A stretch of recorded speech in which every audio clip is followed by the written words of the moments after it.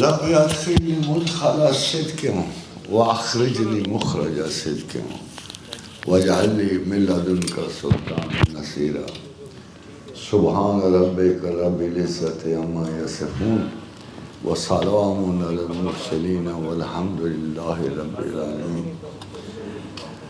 خادم حضرات، کر رہا تھا غم جہاں کا حساب، آج تم یاد بے حساب آئے۔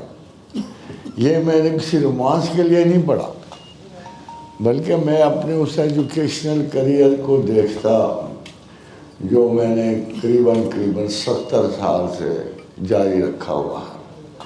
تو سب سے خوبصورت، سب سے معزز جو پروفیشن مجھے ابتدائی ترجیحات کے فلسفے میں نظر آیا وہ یہی تھا، اور آج واپسی جب اس اساتذہ کے اس اجتماع میں مجھے ہو رہی ہے تو لگتا ہے کوئی بڑا بھولا بھٹکا مسافر واپس گھر آیا ہو۔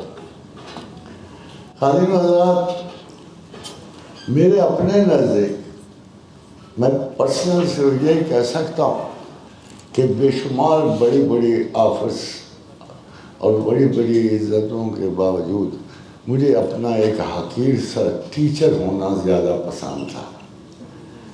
وجہ یہ ہے کہ اس فلسفہ کائنات میں جو سب سے بڑی عجیب و غریب بات چلتی ہے کہ دنیا کا معزز ترین انٹلیکچوئل، دانشور ترین انسان ہی صرف خدا کو پڑھتا ہے۔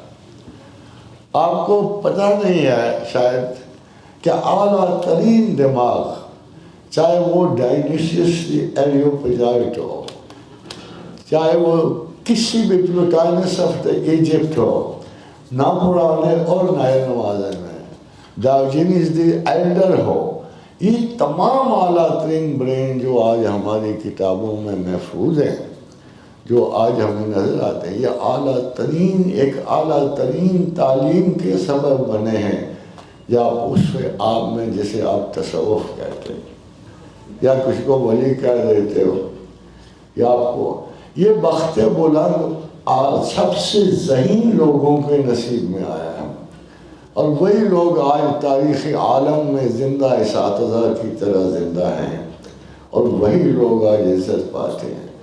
مگر فرانس کا ایک بہت بڑا انٹلیکچوئل پہلے یہودی تھا، پھر اسی تلاش میں کہ علم کی غرض و غایت کیا ہے، کس کو جاننا ہے، کس کو نہیں جاننا، کون آشنا بنے گا، کون نا آشنائی کا سبب ہوگا، ساری دنیا نے اپنے جب ذہنوں کو پھگولا تو اعلیٰ ترین انٹلیکچوئل معیار جو ہے وہ اللہ کے ان بندوں کو نصیب ہوا جن کی مرکزی توجہات کا مرکز ایک خدائے مطلق کی پہچان تھی۔ حضرت رینی گنو فرانس کا بہت بڑا عالم تھا، بہت دانشور تھا، اتنا دانشور تھا کہ اس نے ہر مذہب کی غرض و غایت جاننے کے لیے سفر کیا۔ پھر وہ ہندو ہو گیا، شاید اس کو اپنا ریلیجن پسند نہ آیا یہودیت کا، پھر ہندوزم میں بدل گیا، پھر وہ کرسچن ہوا، کرسچینٹی میں بھی اس کی پیاس نہیں بجھی، نہ اس کی تسلی ہوئی، بھٹکتا بھٹکتا بدھزم کو پہنچا، مہاتما سدھارتھا بدھا کی آغوش میں چلا گیا، کچھ عرصہ وہاں بھی رہا، پھر بے چینی شروع ہو گئی، perhaps the truth is still a vacancy of thought، پھر آگے بڑھا اور پھر مسلمان ہو گیا، وہ مرتے دم پھر اسلام پہ رہا، اور اپنے وقت کا بہت بڑا استاد تھا، اور اس تمام سفر میں اس نے استاد کی ایک تعریف کی ہے، وہ تعریف بڑی عجیب سی ہے کہ a teacher must not only teach books، اصل کام ایک اور بھی ہے جو ٹیچر کو کرنا ہوتا ہے، وہ ہے انیشیشن۔ اس کام کو کہتے ہیں انیشیشن، کہ وہ اپنے طالب علموں کے تمام نقش سے واقف ہوتا ہے، ان کی اثرات معاشی ہوں یا نفسیاتی ہوں یا کوئی بھی ہوں۔ ایک اچھا استاد اپنی کلاس کے ایک ایک طالب علم کے کیفیات ذات سے واقف ہوتا ہے. اس کے بغیر وہ پراپر اصلاح نہیں کر سکتا. Just academic interest is no teaching job. کتاب پڑھا لینا کو خاص کام نہیں ہوتا. فطرت طالب علم کو سنوار دینا بہت بڑا کام ہوتا ہے. یہی اصل میں ٹیچرشپ ہے. آپ جس کا بھی دیکھ لو، سیدنا علی بن عثمان حلویری یہ واحد مسٹک ہیں، مسٹک ٹیچر ہیں.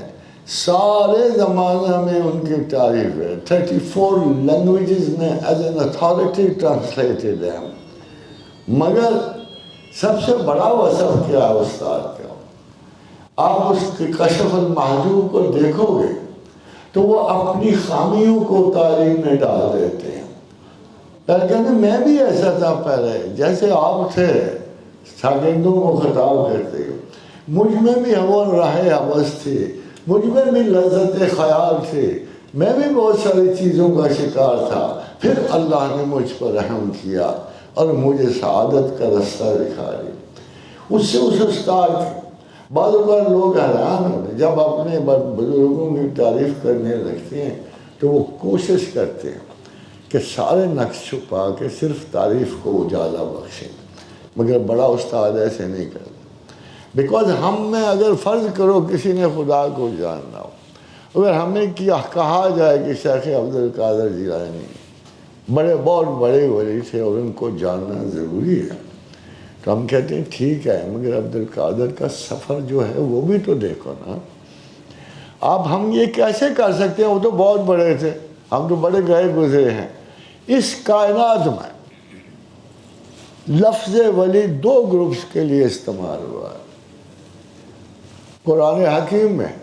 ہم حیران ہو کہ ولی کو آسمان سے نیچے نہیں اتارتے ہیں، مگر اللہ نے دونوں طرف ولی کا لفظ استعمال کیا. اللہ ولی الذین آمنوا یخرجہم من الظلمات الی النور. 2 پیرلل لائنز ہیں، from darkness to light, from light to darkness. اور دونوں ولی ہیں.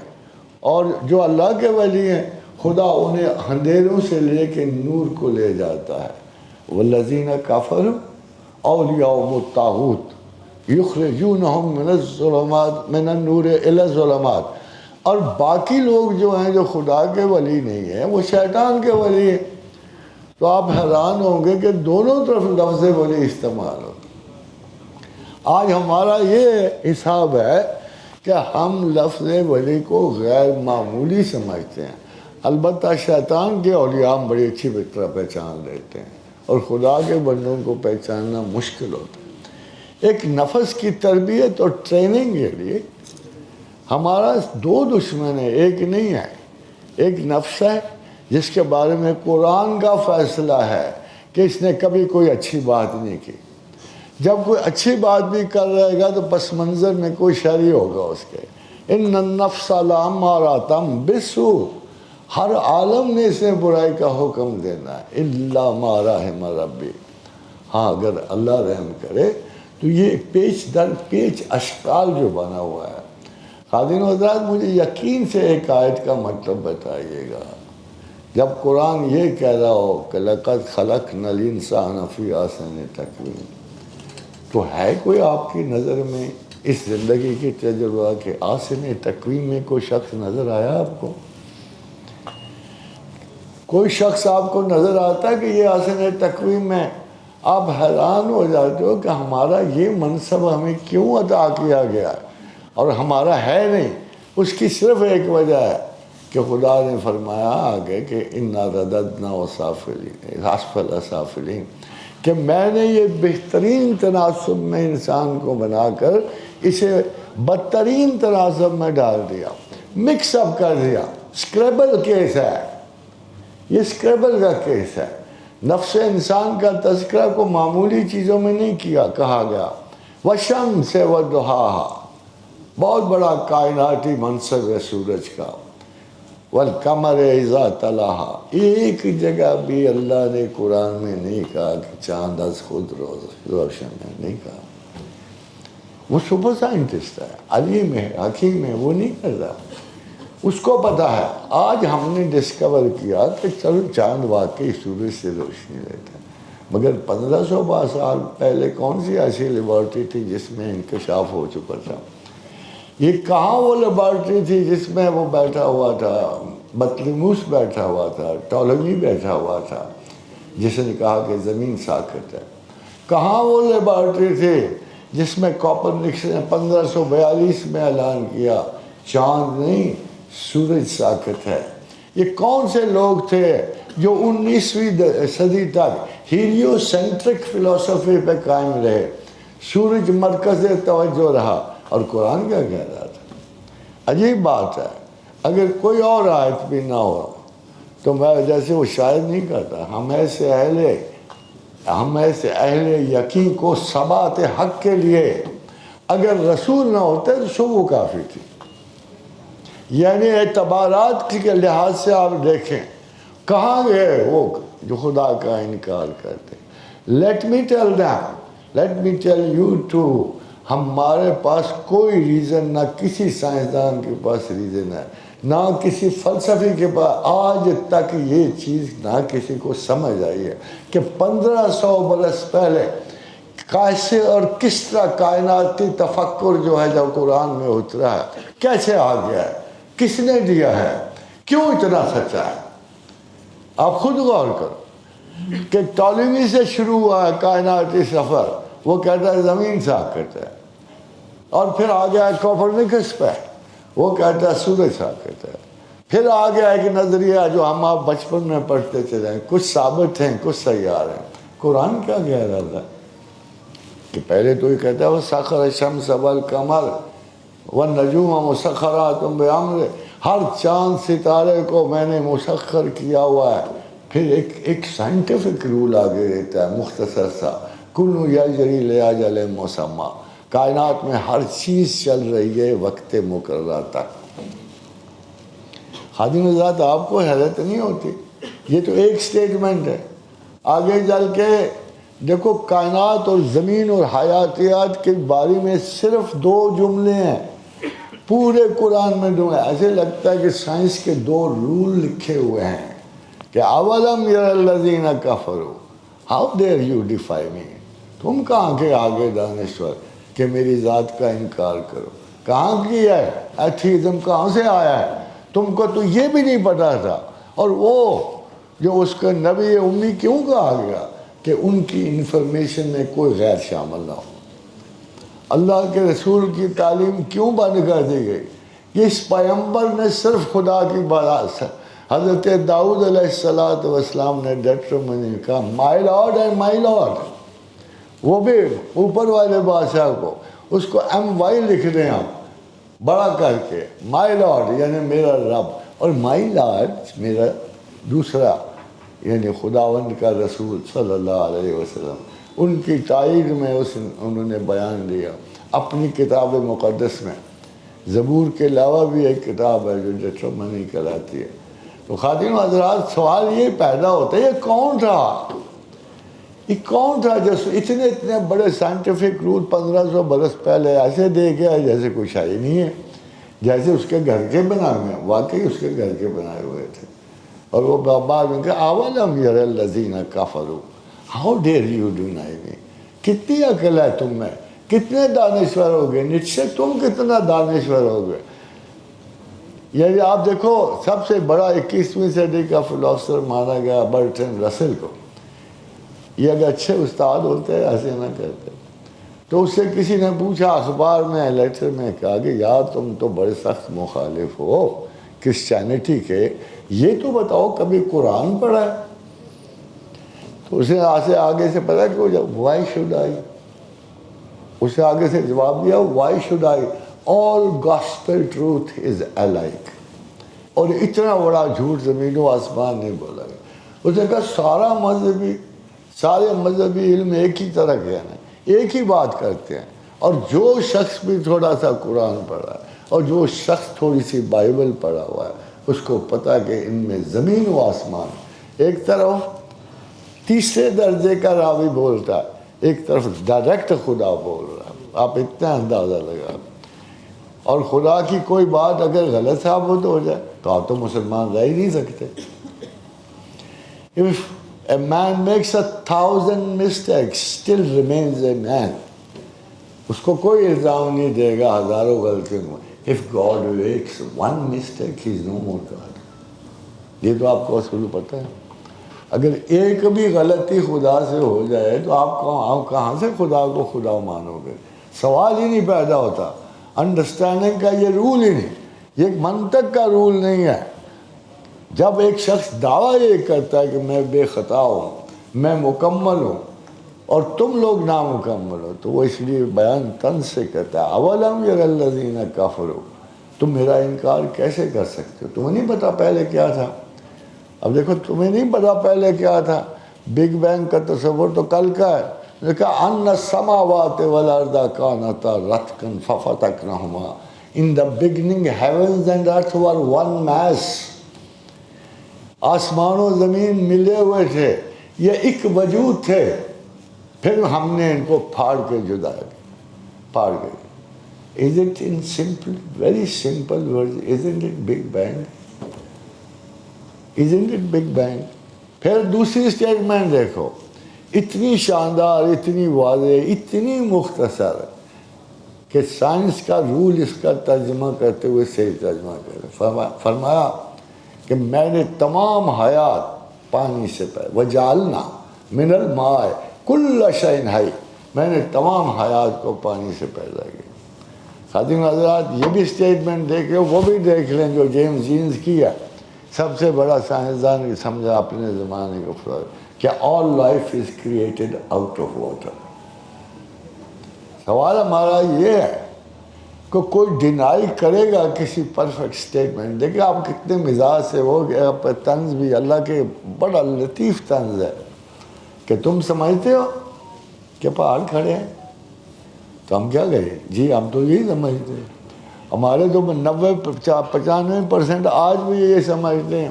وَتَرَى الْجِبَالَ جَامِدَةً، تمہارا خیال ہے کہ پہاڑ کھڑے ہیں؟ نہیں ہے، یا تمر و مر صحاب، یہ سرمئی کالے بادلوں کی طرح اڑ رہے ہیں تمہارا زمین کے ساتھ ساتھ. بتاؤ یا 1500 برس کے پہلے کون ایسی بات کرے گا؟ 1500 برس کون سی لیبارٹری سے اسٹیٹمنٹ نکلے گی؟ سو اب پہچان کیا تھے؟ ایک استاد کا اگر اپنے مقاصد کو تعین کرنا ہے تو خدا استاد ہے، وہ آپ کو ہر لحاظ سے ٹیچ کر رہا ہے. ہمارا مذہب واحد ہے جو استاد سے شروع ہوتا ہے. خدا مطلق ہونا بعد کی بات ہے. وہ کہتا ہے اقرا، پڑھ، وہ تو آپ کو پڑھانے کا کہہ رہا ہے. اور جہاں جہاں بھی ذکر، اب دیکھیں 15 سال پہلے جب اپنے قرآن کو پڑھا تو آپ کو پتہ لگا کہ ہر جذبات تو ہمارے ہوتے ہی نہیں، نہ ہماری محبت ہے نہ نفرت ہے، ہمارا تو کچھ بھی اپنا نہیں ہے. تو حیرانی نہیں ہوتی؟ حیرانی نہیں ہوئی ہمارے پاس کیا ہے، ہم کیوں پیدا کیے گئے ہیں؟ یہ استادوں کے ذرا میں نے آگے اس انکوائری کو بڑھانا کہ یار جب ہر جذبہ غیر ہے، ہمیں ساری چیزیں ادھار پہ ملی ہوئی ہیں، اور یہ امانت عظمیٰ کو سمیٹنے کے لیے 2 ہی چیزیں بنی، ایک عقل بنا ایک یقین بنا. تو خداوند کریم نے سب سے نازک جذبے کی نشاندہی کی ہے کہ اللہم الف بین قلوبکم. تمہیں کوئی محبت نہیں ہے، تم خالی خولی ہو، تمہارا مزاج جو دل میں جو اپنا ڈالتا ہے وہی ورک کرتا ہے. خدا کہتا ہے سن لو، تمہارے پاس ابھی یہ رولز نہیں بنے، ابھی آپ نے سائنسز کے تحت کچھ نہیں سوچا ہوا. اللہم الف بین قلوبکم، میں دلوں میں محبت ڈالتا ہوں. کیا اس دعوے کو آپ تسلیم کر لو گے؟ آج کے دن میں ہر کوئی محبت دل میں سمیٹے پاگل ہو رہا ہوتا ہے، مگر اگر یہ سننا پڑ جائے کہ اللہم الف بین قلوبکم، تو پھر کیا ہوگا؟ یعنی اللہ کہتا ہے میں ڈالتا ہوں محبت. وَلَوْ أَنفَقْتَ مَا فِي الْأَرْضِ جَمِيعًا، اگر ساری زمین کا مال بھی خرچ کر دو، مَا أَلَّفْتَ بَيْنَ قُلُوبِهِمْ، تو 2 دلوں میں محبت نہیں ڈال سکتا. اگر ساری زمینوں کا مال بھی خرچ کر دو، 2 دلوں میں محبت نہیں ڈال سکتے ہو. وَلَكِنَّ اللَّهَ أَلَّفَ بَيْنَهُمْ، میں ڈالتا ہوں. خادم حضرات، آپ جو آپ کی نازک ترین پرسنل چیز ہے جسے محبت کہتے ہیں، جس کا گواہ آپ کے دل کے سوا کوئی بھی نہیں ہوتا، وہ بھی ہمارے لیے پلے تو ککھ بھی نہیں رہا۔ اگر محبت خدا ڈالتا ہے، نفرت خدا ڈالتا ہے، اور اگر تمام احساسات کی ملکیت اسی کی ہے اور تمام کے تمام فیلنگ اسی کی جذباتی گرفت میں، پھر ہمارے پلے کیا ہے؟ خادم حضرات ویکنٹ ہے۔ کسی وقت شیخ عبد القادر جیلانی، میں حیران ہوا کہ شیخ عبد القادر جیلانی بہت ہی معزز ہیں، اہل مشرق، دو استاد ہیں، ایک اہل مشرق کا، ایک اہل مغرب کا۔ ادھر جتنے سیدنا شیخ عبد القادر جیلانی مشہور ہیں، ادھر خواجہ ابو الحسن شاذلی ہیں، امام مغرب ان کو کہا جاتا ہے۔ ٹاپ انٹلیکٹس ہے، we do not look at them like کسی۔ ایک تو بہت بڑے استادوں سے بھی بڑے استاد ہیں، کیونکہ ان کی عملی اور علمی زندگی مشترک تھے، ان میں کوئی تفاوت نہیں تھے۔ تو شیخ عبد القادر جیلانی سے کسی نے پوچھا کہ یہ ملکہ سبا کی جو آیت آئی ہے، یہ کس قسم کی تھی؟ ملکہ سبا نے وہ فیصلہ کیا جب حضرت سلیمان کے دربار میں آنے کا، تو یہ کس قسم کا تھا؟ تو آپ نے کہا دیکھو، اس شہزادی نے کہا اس وقت جب ان کا چیلنج آیا، بسم اللہ الرحمن الرحیم کے بعد سلیمان نے خطاب کیا، تو ان کا بادشاہ جس بستی میں داخل ہوتے ہیں اس کے ملوک اور امراء کو قتل و غارت میں مبتلا کرتے ہیں، ان کے اثاثے چھین لیتے ہیں، ان کو پابند سلاسل کرتے ہیں، ان کی زندگیوں کو محض حقارت میں ڈبو دیتے ہیں، اور پھر جا کے اپنے شہر آباد کرتے ہیں۔ تو اس نے کہا اللہ بھی ایسا ہی ہے، جب کسی دل میں داخل ہوتا ہے تو بڑے بڑے غرور اور تمرد کے جو بت کھڑے ہوتے ہیں ان کو زمین سے سربوس کر دیتا ہے، ان کی ہر خواہش کو، ہر طلب کو نامرادی میں بدل دیتا ہے۔ جب دل خوب صاف ہو جائے نا، پھر اپنے کرم سے اس کو دوبارہ آباد کرتا ہے۔ تو خادم حضرات، ہم بڑے استادوں سے متاثر ہوتے ہیں، ہمیں خبر آتی ہے مغرب سے تو ہم اسے بہت چوم چاٹ کے دل میں سجاتے ہیں اور قرآن کو ہم اوپر رکھ دیتے ہیں۔ رب کعبہ کی قسم ہے کہ اس کتاب میں اتنی علوم پوشیدہ ہیں، اتنی علوم ہیں جس کی جو ہیں انسان کے لیے، ان کے سمجھنے کے لیے بس مدت ہوئی کہ قرآن پہ اس قسم کی ریسرچ ختم، حفاظ اتنے ہیں۔ ابھی دیکھو لیٹسٹ ایک فتنہ اٹھا تھا کہ تم حدیث کو زیادہ امپورٹنس دیتے ہو، تم رسول اللہ صلی اللہ علیہ وسلم کو خدا کے مقابل دے آتے ہو۔ مگر دیکھو، رسول کا مقام کسی کو پتہ ہوگا تو پتہ ہوگا، اور ہماری تعریف، ہماری تمام لینگویجز بازاری ہے۔ شروع میں جب لینگویجز بنی تھی اور جب یہ چند حروف کا جمع کرنے اور ملٹیپلیکیشن کے سسٹم سے ساری زبانیں بنی ہیں، اور سریانی سے عبرانی سے پھر لاطینی سے پھر عربی دوسری، یہ ہماری اپنی زبان جو ہے یہ اپنی تو ہے ہی نہیں، اس میں تو 7 زبانوں کا مکس اپ ہے۔ تو شروع میں جو زبانیں بنی تھی وہ صرف اشاراتی تھیں، ایک ایک لفظ ایک ایک اشارے سے لوگ اس سے ایک پوری پرسنالٹی یا سچویشن مراد لیتے تھے۔ ان زبانوں میں تو پلوٹائنس آف ایجپٹ کہتا ہے کہ ان زبانوں میں تو اہلیت ہی نہیں خدا و رسول کی تعریف کرنی۔ Where do we stand? ان زبانوں میں تو اتنی اہمیت اور اتنی اصلیت ہے ہی نہیں کہ یہ خدا کی تعریف کر سکے۔ اور خدا کے بارے میں آپ کو پتہ ہے 2 لفظ مشہور ہوتے تھے اللہ کے بارے میں، رب الافواج، یہ رب الارواح، یہ 2 لفظ استعمال ہوتے تھے۔ اللہ کے ساتھ تو کوئی اور صفت وابستہ ہی نہیں ہوتی تھی، نہ کسی زبان میں اتنی طاقت تھی کہ اس بڑائی کو بیان کر سکے۔ تو language itself is the biggest possible hindrance in the communication of knowledge۔ یہ اس کا مختصر سا خلاصہ ہوتا ہے۔ ہم کسی زبان سے بھی پراپرلی نہ رسول کی تعریف کر سکیں خدا. اب مجھے بتایا کہ خدا یہ کہہ کہ الحمدللہ رب العالمین، اور ساتھ ہی کہ وما ارسلناک الا رحمۃ للعالمین، تو یہ آپ کیسے ثابت کریں گے کہ رسول کا مقام کیا؟ اگر وہ رب العالمین ہیں اور یہ رحمت للعالمین ہے، سوائے اس کے کہ ہم رسول اپنے آپ کو بھی اور ہمیں بھی بتاتے ہیں کہ میں بندہ خدا ہوں، اور کون سی کمی لگتی ہے دونوں میں؟ رحمت للعالمین کا مطلب تمام عالمین کی تعریف عبداللہ بن عباس رضی اللہ تعالیٰ نے کی ہے، جن کو دعا حاصل تھی تشریح و وضاحت قرآن کی.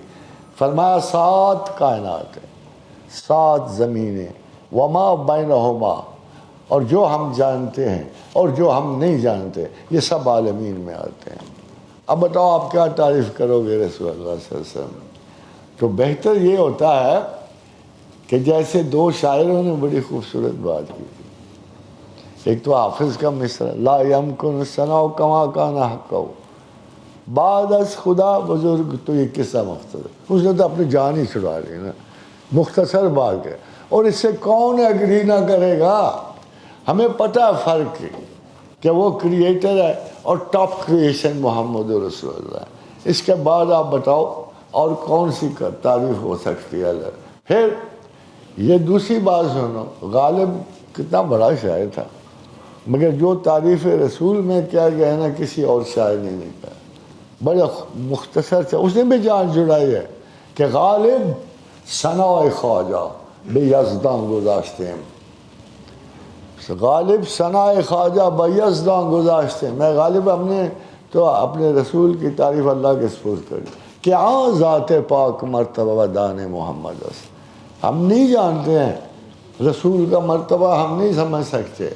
اولا ما خلق اللہ نوری، ہم یہ نہیں سمجھ سکتے چاہے جتنے اعتراض کر لیں فرقات محبت، مگر اس ٹائٹل کا کوئی جواب نہیں کہ اللہ نے میرا نور پہلے تخلیق. اب آپ جس نے انکار کرنا وہ نکال کے بیٹھ جائے گا یہ کمزور حدیث ہے، یہ کمزور راوی ہے. او بھائی میاں اس قسم کی سٹیٹمنٹ دینے راویوں کو کیا واسطہ تھا؟ اس قسم کی تو انوکھی ہے، منفرد سی سٹیٹمنٹ ہوتی ہے. اور حضور اکرم کی حدیث مبارک ہے کہ سب سے پہلے اللہ نے میرا نور تخلیق کیا. حاضرین حضرات، سب سے بڑا خلفشار اساتذہ کی وجہ سے پڑتا ہے، عناء ذات کی وجہ سے پڑتا ہے، جالسی آف کنسرن سے پڑتا ہے. پوزیشن ہے، ابتدائی پوزیشن، ابتدائی سائیکولوجیکل پوزیشن ہے. مگر ہر کوئی نفسیات نہیں پڑھتا، اور کوئی بھی نفسیات پڑھنے اور پڑھانے والا استاد خدا کے لیے نفسیات پڑھتا. کوئی بھی کسی سوسائٹی کے لیے کسی نائل کو اہل کرنے کے لیے ساری سائیکالوجی آئی ہے، یہ کوئی خدا کی تلاش کے لیے نہیں آئی ہے. تو جس طرح یہ بڑے سے بڑے سائنٹسٹ بڑے یہ تعریف کو اپنے لیے ہے، کوئی ڈسکوری ہے. کہاں سے نکلا تھا آئنسٹائن؟ کون تھا آئنسٹائن؟ کیا آئنسٹائن کا تصور پہلے موجود نہیں تھا؟ دیکھو اللہ نے 2 چھوٹی سی ایک آیت میں کہا وَالسَّمَاءِ بَنَيْنَهَا بِأَيْدٍ وَإِنَّا لَمُوسِعُونَ، ہم نے دست قدرت سے بنایا ہے آسمانوں کو اور ہم انہیں وسیع تر کر رہے ہیں. جب یہ سٹیٹمنٹ موجود ہو کہ ہم نے کائنات کو اپنے زور قدرت سے بنایا ہے، تو پھر آپ کیسے کہہ سکتے ہو کہ جو expanded universe belongs to Einstein? اس بیچارے نے تو رول ڈسکور کیا ہے. تو پھر آپ اگر آپ بچوں کو پڑھا رہے ہوتے، by the way we are all teachers in a way, تو میں آپ کو چھوٹی سی بات بتاؤں، آپ کا بچہ 8 سال میں جانتا ہوتا کہ یہ کائنات پھیل رہی ہے.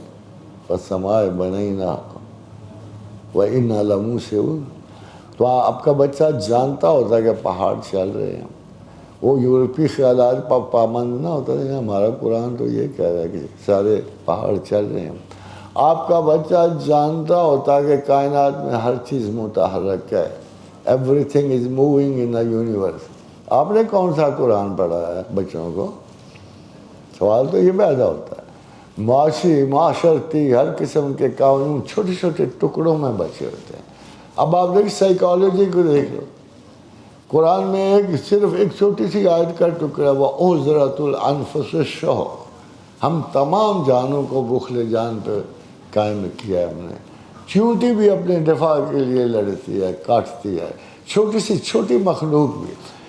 آپ نے انگریزی سروائیول کو تو سر پہ بٹھا رکھا ہے، آپ کو اس کی کوئی پرواہ نہیں جو قرآن آپ کو بتا گیا۔ یہ وہی ہے نا، The psychology claims survival is the first ever instinct، اور خدا بھی تو یہی کہہ رہا ہے میں کہ تمام جانوں کو میں نے بخل جان پہ جمع کیا ہے، اور اس کے آگے عبادت کا ذکر نہیں ہے۔ کہتا تم نہیں جانتے ہو، میں جانتا ہوں۔ واللہ شکور حلیم عالم الغیب والشہادۃ العزیز الحکیم۔ وہ کہتا ہے اس کا علاج یہ ہے، اگر بخل جان سے جان چھڑانی ہے نا سروائیول کے، تو پھر یہ دو لفظ ہیں میرے، یہ تمہیں اس سے نجات دیں گے۔ واللہ شکور حلیم، تم شکر گزار بندے رہو، حلیمی فطرت ہے، غصے کو مارو گے تو انشاءاللہ یہ جان کے بخل سے بھی نجات پا جاؤ گے۔ حضرت نجات بہت طویل چیپٹر ہے، اس چیز ہے۔ تو جو میں نے کہا کہ ایک اصول جو آپ کو میں نے عرض کیا ہے کہ ایک ٹیچر صرف کتاب نہیں پڑھانے جاتا، he should be interested in knowing یہ بچہ کیوں نہیں آیا، بیمار ہے، اس بچہ کا پس منظر کیا ہے، یہ کن حقارتوں کو فیس کر رہا ہے، کن تکبرات کو فیس کر رہا ہے۔ جب تک ہم ان کے ایک کم از کم یہ اسپیشلٹی صرف ٹیچر ہے۔ اس لیے تمام بڑے اساتذہ اب کلاس گزر گئے۔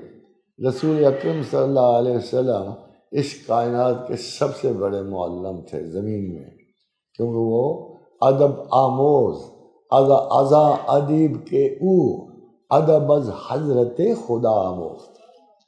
یہ ہے ٹیچنگ کا سلسلہ کہ ادب اس ادیب سے سیکھو کہ جس نے سارا ادب خدا کے حضور سے پایا ہے۔ یہ اللہ تھے، یہ رسول تھے، اور ہم جو استاد ہیں اب at least we should have some concern. Character باہر نہیں چمکتا، کہیں کریکٹر نہیں پایا جاتا۔ آپ کو ڈرائنگ روم سجانے کے ساتھ سارا گھر نہیں سجا لیتے ہو۔ جس کو گھر دیکھنا ہو جا کے کچن دیکھے، جا کے ٹوائلٹ دیکھے، کیا بدصورتی پیدا ہوتی ہے ان میں، اور کیا تضاد ہوتا ہے ڈرائنگ روم کی سجاوٹ میں۔ ہم تو ویسے ہی مکر و فریب کے عادی ہیں، پریزنٹیشن اور ہوتی ہے، اصلیت اور ہوتی ہے۔ کوئی ایسے درویش نہیں نظر آیا کہ پہلے آپ کو جا کے کچن دکھا دے کہ دیکھو ہم اس غربت میں کیا کر رہے ہیں۔ تو یہ پریزنٹیشن جو ہے یہ متفق علیہ تمام سوسائٹی پہ ایک جعلی سا پردہ تان کے رکھا ہوا ہے، اور ہمارے استاد تو ایسے نہیں تھے، اللہ کے رسول تو ایسے نہیں تھے۔ جیسے تھے ویسے انہوں نے اپنے آپ کو ظاہر کیا، اور جیسے تھے ہم نے اسی سے محبت کی، کیونکہ کسی قسم کا کوئی شبہ، کسی غلطی کا امکان وہ تو اللہ کی طرف سے حفاظت ہوتے ہیں، مگر ان کی اپنی ذاتی زندگی میں اتنا حسن پایا جاتا ہے۔ میں حیران ہوتا ہوں کبھی، کین وی ڈو اٹ؟ میں مکروہ تھا، مجھے سامنے سے میرا وہ جو لینے والا تھا نظر آیا، اس نے کہا خواجہ صاحب چیز تیار رکھنا، میں آنا پہ لینا۔ میں بھاگ گیا، میں کہا بڑا بدتمیز ہے، اتنے تانے دے گا مجھے غصہ آ جائے گا تو لڑائی سر عام ہو جائے۔ میں بھاگ گیا، برتن بیچتا بیچتا بھاگ گیا۔ تو جب آگے گیا تو مجھے رستے میں خیال آیا کہ یار دس از اے ہائی کاورڈنس آف کیریکٹر، اس کا حق ہے نا مجھے گالیاں دینا، دے لے گا نا۔ پھر مجھے اللہ کے رسول کی بات یاد ہے جب اسے یہودی کا قرض دینا تھا، اور وہ بار بار داڑھی پہ ہاتھ مارتا تھا، محمد تو ویسے ہو محمد، جیسے اسے تو حضرت عمر ساتھ کھڑے تھے۔ تو آپ نے کہا اس یہودی کو، حضرت عمر نے کہا اگر تم نے ایک دفعہ اور ہاتھ بڑھایا نا رسول اللہ کی طرف تو میں تمہاری گردن زمین پہ پھینک دوں گا۔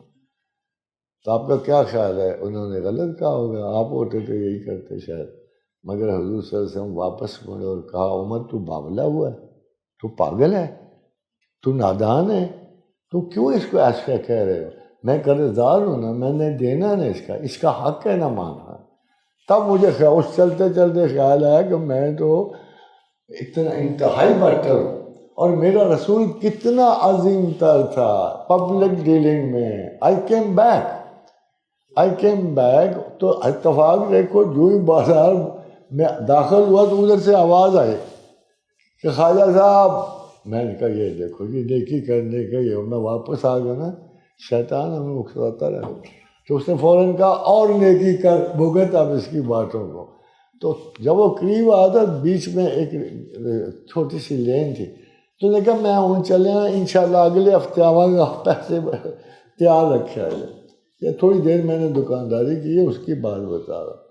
تو خادم حضرات مگر اس میں کتنا بڑا سبق مجھے ملا. I can't tell you, because of the Prophet, because of my Prophet. وہ مجھے بات جائے اور مجھے بالکل یقین ہو گیا کہ میرے پروفٹ نے ہی صحیح عمل کیا تھا. حالانکہ عمر جیسے جذباتی ساتھی انہوں نے گردن اڑا دینے تھے کہ ایک دفعہ اور اگر داڑھی پہ ہاتھ بڑھا. وہ یہودی بعد میں مسلمان ہو گیا, کہتے ہیں یہ بس اس شخص کا عمل غیر معمولی ہے, ایسے نہیں ہو سکتا. اب دیکھو یار استاد کون ہوتے ہیں؟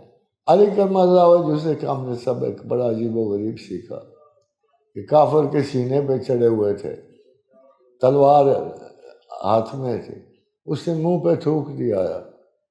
تھوڑی دیر کے بعد حضرت علی اس کے سینے سے اتر آئے. تو کسی صحابی نے کہا یا علی آپ تو ان کو قتل کر رہے تھے, چھوڑ کیوں دیا؟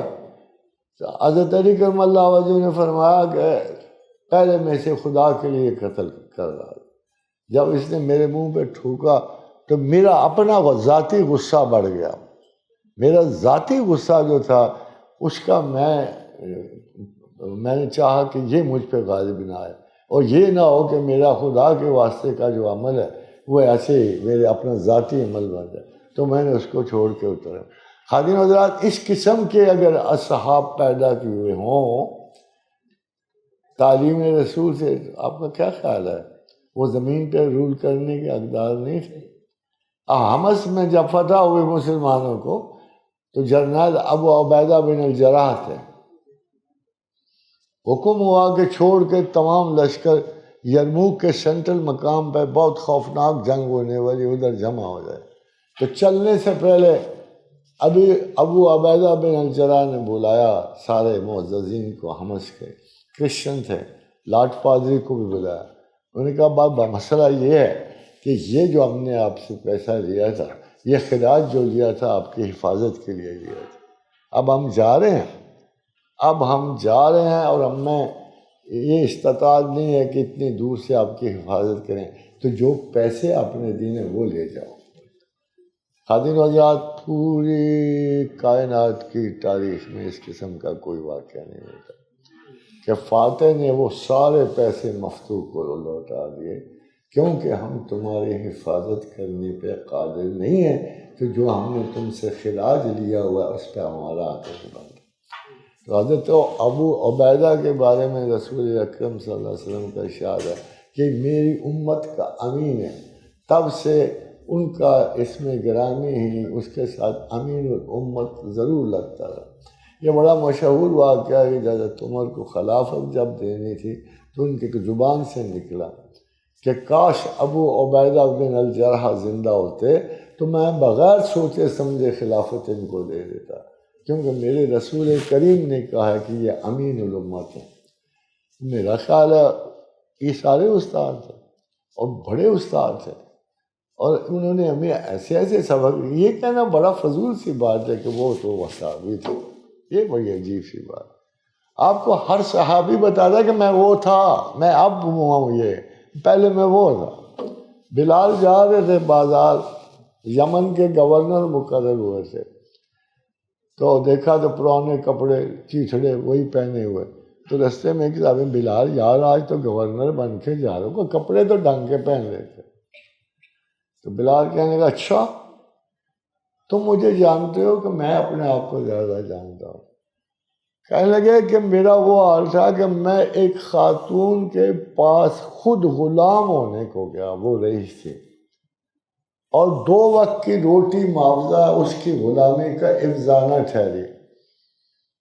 یعنی خود آفر کیا میں غلامی اپنی لکھ دیتا ہوں 2 وقت کے کھانے پر, بس اتنے پہ تو مجھے دے دے. میں اتنا بھوکا ہو گیا تھا.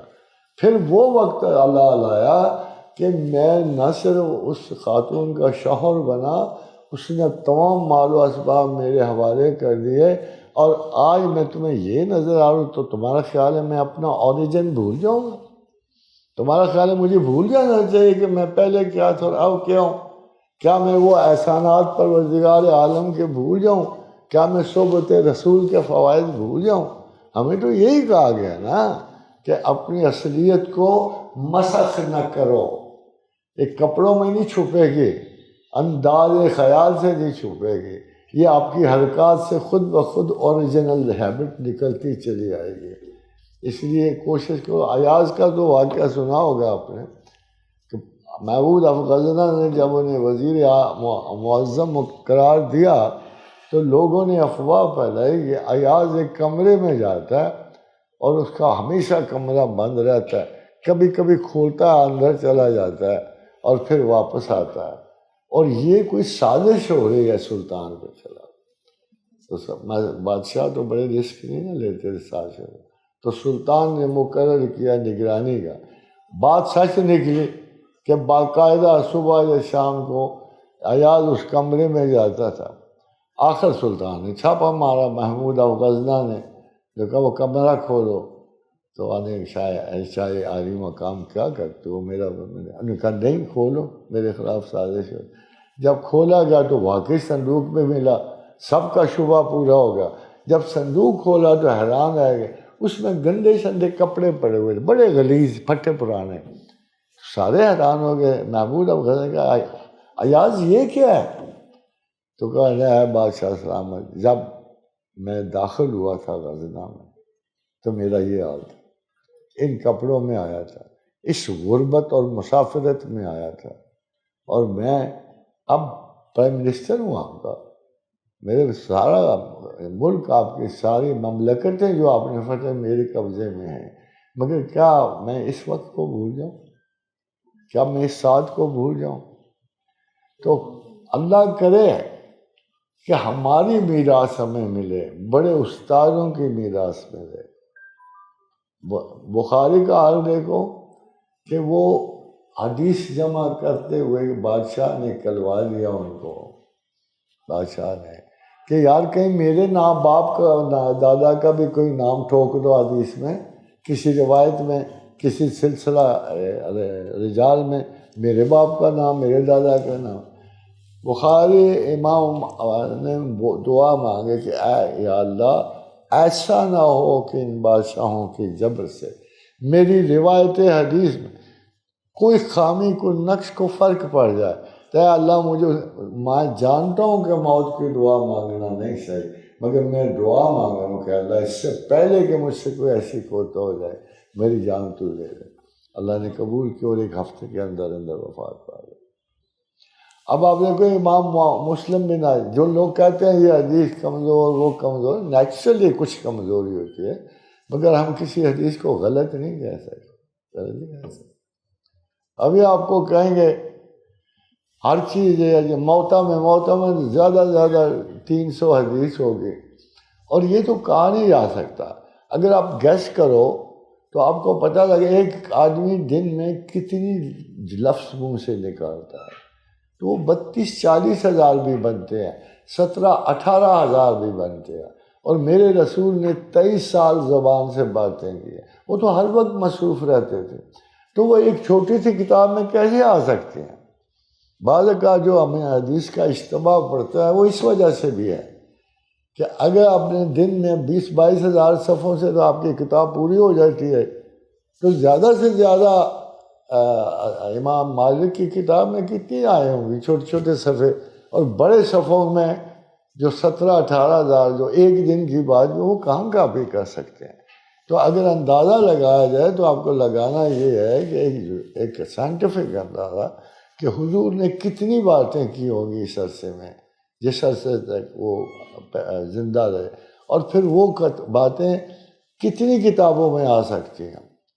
تو جب تک آپ کو یہ اندازہ نہیں ہوگا آپ سمجھو گے کہ حضور نے بہت کم بات، وہ تو سارے وقت باتیں ہی کرتے رہے.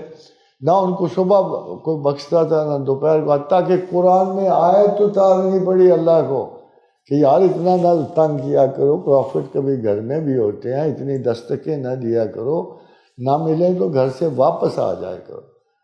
تو خادم حضرات، as teacher I would say you should keep looking forward for better researches, latest researches.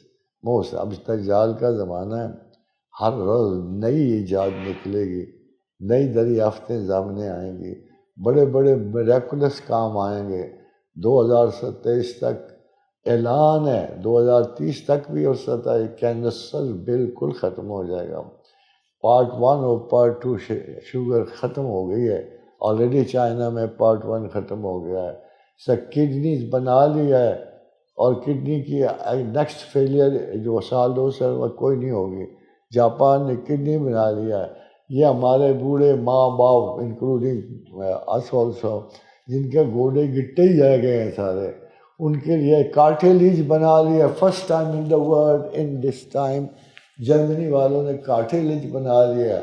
تو ایسی ایسی دریافت بغیر ماں باپ کے مکس ہوئے بچہ بھی بن گیا ہے۔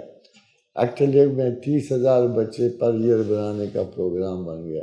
اب وہ اس قسم کی اب بیرن ٹائم نہیں دیکھو گے کہ کسی کا بچہ نہیں ہو، ان کو ضرورت ہی نہیں ہے ماں باپ کی، ادھر سے سیل لیں گے، اس کو کوالیفائی کرا لیں گے ایز اے چائلڈ۔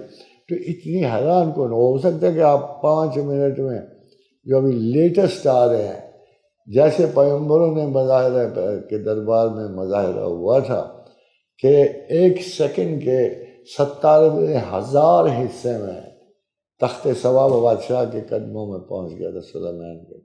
تو اس کے پیچھے رول تھا سائنٹیفک، وہ رول بڑا سادہ تھا، ڈیفیوژن اور فیوژن۔ یہ ایٹم کا رول ہے کہ وہاں مادہ توانائی میں بدلا اور لائٹ کی رفتار سے چلتا وہ دوسری طرف پھر متبادل ہو گیا، فیوژن اور ڈیفیوژن۔ یہ اب آپ کی زندگی میں ہونے والا ہے۔ ذرا سا چھوٹا سا پیس انہوں نے بھیج بھی دیا ہے۔ اور تیسرے دیکھو آپ کے یہ سب سے بڑا سفر کا جو مسئلہ ہے، اس میں اگر انسان جانی کی تلافی کی نہ پڑے تو آپ پلک جھپکنے میں ہو سکتا ہے ایک گھونٹ چائے کا ادھر پیے اور ایک امریکہ میں جا کے پیے، سب سے بڑے لمبے ڈسٹینسز کا۔ تو خادم حضرات، we have to be prepared. All I say is کہ ہمیں تیار رہنا ہے، ہمیں ہر قسم کے یہ تمام ترقیاں موسوم بدجال ہیں۔ یہ اللہ تعالیٰ نے کہا کہ ایک وقت آئے گا، ابھی ایک اور سب سے بڑی جو آدھے گھنٹے کے لیے انہوں نے مردہ کو زندہ کر دیا ہے، دے کین انکریز، وہ اور زندہ کر لیں گے۔ 150 برس کی پلاننگ ہو رہی ہے، اوساکا یونیورسٹی میں ایسی پروٹینز بن جاتی ہیں اور بنا رہے ہیں تمام ڈینجر۔ ابھی 2 دیکھو اتنے چھوٹے چھوٹے ذرے، جتنے خون کے ذرے سے بھی چھوٹے 2 پارٹیکل ہیں۔ ہم جو میزری اب دیکھ رہے ہیں 2-3 سالوں بعد نہیں ہوگی، بائی 2030 آپ کے تمام میجر امراض لگے ہوں گے۔ یہ 2 ذرے ایک اتنا باریک ہے، یہ سیمنز والوں نے بنا لی ہے کہ آپ کے بدن سے گزاریں گے اور ہر کسی جگہ رک کے وہ آپ کو بھیجے گا کس جگہ کیا تکلیف ہے کیا نہیں ہے۔ اور دوسرا بہت میریکولس ہے، یہ دل کے لیے انہوں نے بنایا، ایک بایو جنریٹک ٹائپ کی ہے کہ وہ ذرا جب گزرے گا، اس کی ڈیمونسٹریشن بھی کر بیٹھے ہیں، جدھر سے گزرے گا جس نالی میں پیچیدگی ہوئی ہے، خرابی ہوئی، اس کو خود ہی صاف کرتا ہوا نکل جائے گا۔ بٹ یہ سارے کے سارے قسم وہ دجال کی صفت میں جائیں گے، اور وہ قائل کرے گا آپ کو کہ خدا شدہ کوئی نہیں، ہم آپ ہی ہیں۔ سب سے بڑا کرشمہ یہی تھا نا مردہ کو زندہ کرنا۔ مگر یہ یاد رکھیے گا کہ لمٹ 1000 ایئرس کی ہے، قرآن اس کی خبر دے بیٹھا ہے۔ اگر یہ 1000 سال جئیں گے تو کیا مریں گے نہیں؟ پہلے اللہ کہہ بیٹھا ہے اس وقت تک۔